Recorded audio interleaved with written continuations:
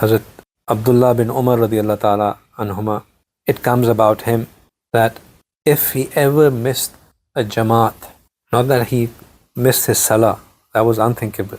If he ever missed a jamaat, he would spend that entire night in worship, just to punish his nafs. That why did you become relaxed?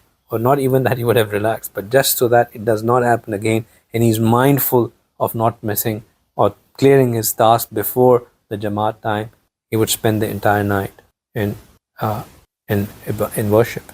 Sayyidina Talha radiallahu ta'ala anhu, once he was praying in one of his gardens, and during his prayer, a bird came in that garden and it started chirping out loud.